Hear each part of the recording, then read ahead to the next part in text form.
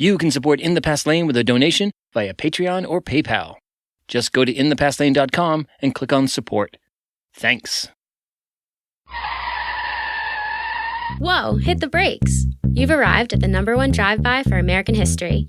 Welcome to The Pit Stop.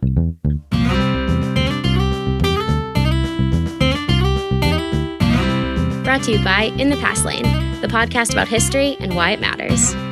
Here's Edward T. O'Donnell, your host and historian at large.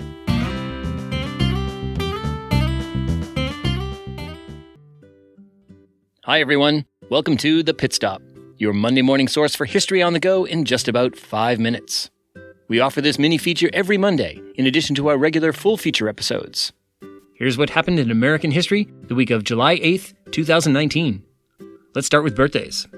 July 10th is the birthday of Mary McLeod Bethune, an educator and civil rights activist born in Maysville, South Carolina on July 10th, 1875.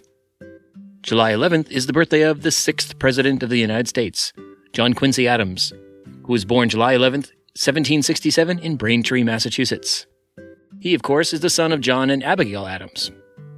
Quincy Adams had one of the most remarkable political careers in the early republic. He served as minister to the United Kingdom, Russia, Prussia, and the Netherlands. Then he was Secretary of State under President James Monroe. He won the presidency in 1824, defeating Andrew Jackson. 4 years later, Andrew Jackson defeated him in one of the most bitter political contests in American history. But then John Quincy Adams did something extraordinary. He ran for and won a seat in the House of Representatives. And he served in that seat from 1831 to 1848, the only former U.S. president to do so. And it was a distinguished career. Among other things, John Quincy Adams was a leading voice of abolition, standing up to Southern representatives who defended slavery. John Quincy Adams once said, "Always vote for principle, though you may vote alone, and you may cherish the sweetest reflection that your vote is never lost." July 11th is the birthday of the writer E.B. White. He was the author, most famously, of Charlotte's Web. He was born July 11th, 1889 in Mount Vernon, New York. E.B. White once said, "All that I hope to say in a book is that I love the world." July 12th is the birthday of another famous American writer, Henry David Thoreau, who was born July 12th, 1817 in Concord, Massachusetts. His most famous writings were On Civil Disobedience and Walden. Let's turn to events. July 9, 1868, that's when the 14th Amendment to the Constitution was ratified. Apart from the original 10 amendments, the 14th is unquestionably the most important amendment. It defined for the first time U.S. citizenship and said that everyone is entitled to, quote, equal protection of the laws, unquote. Nearly every case of consequence since 1940 decided by the Supreme Court has involved the 14th Amendment. July 11th, 1804, that's when Alexander Hamilton and Aaron Burr squared off in their famous duel. And as we all know, Hamilton took a bullet and died the next day.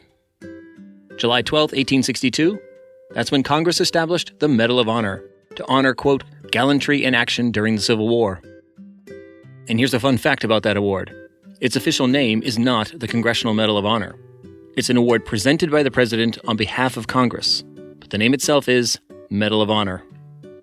July 13, 1863, that's when opposition to the military draft in the North during the Civil War explodes in New York City, leading to 4 days of rioting that left more than 100 people dead. And this rioting was only suppressed when Union soldiers were rushed in from the fields of Gettysburg to restore order. Okay, let's turn to the last word. Let's give it to Henry David Thoreau. Here's how Thoreau described his inspiration for the book Walden, which he wrote while living in a small cabin in the woods. "I went to the woods because I wished to live deliberately, to front only the essential facts of life, and see if I could not learn what it had to teach, and not, when I came to die, discover that I had not lived. I did not wish to live what was not life. Living is so dear. Nor did I wish to practice resignation, unless it was quite necessary. I wanted to live deep and suck out all the marrow of life, to live so sturdily and Spartan-like as to put rout to all that was not life, to cut a broad swath and shave close, to drive life into a corner and reduce it to its lowest terms." Okay, people, that's your history fix for the week. Now put it in drive and go make your own history.